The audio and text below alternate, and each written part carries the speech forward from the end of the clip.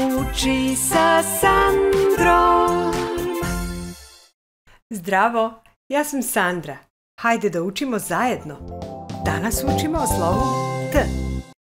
Ovo je slovo T. T, ta, ta, ta, ta, ta, ta, ta, ta, ta, ta, ta, ta, ta, ta, ta, ta, ta, ta, ta. T je prvo slovo u reči tata. T, tata. T, telefon. T, toster. Ovo je T, T, T, T, T, T, T, ovo je T. Slovo T, ovo je T, T, T, T, T, T, T, ovo je T. Slovo T. T je 22. slovo azbuke. Kada izgovaramo glas T, jezik stavimo između zuba i kažemo T. T. T. Ovo je T.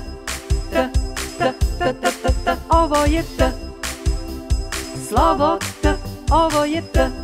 T, T, T, T, T, T, ovo je T. Slovo T. Ovo je štampano veliko slovo T. Ovako izgleda štampano malo slovo T. Ovo je pisano veliko slovo T. A ovako izgleda pisano malo slovo T. Ovo je T. T, T, T, T, T, T, ovo je T.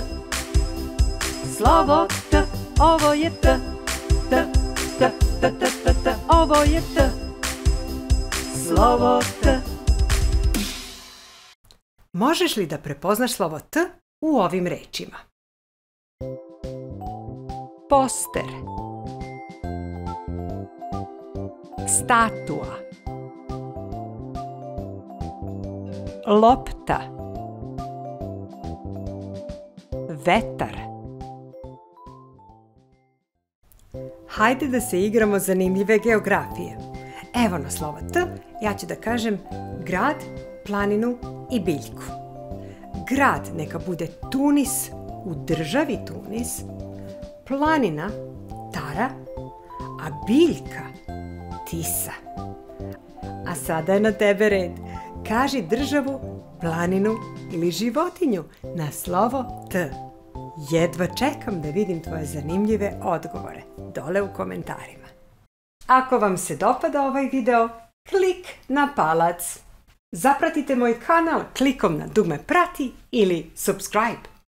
A do tada, vidimo se sljedeće nedelje. Ćao bubice. Ćao.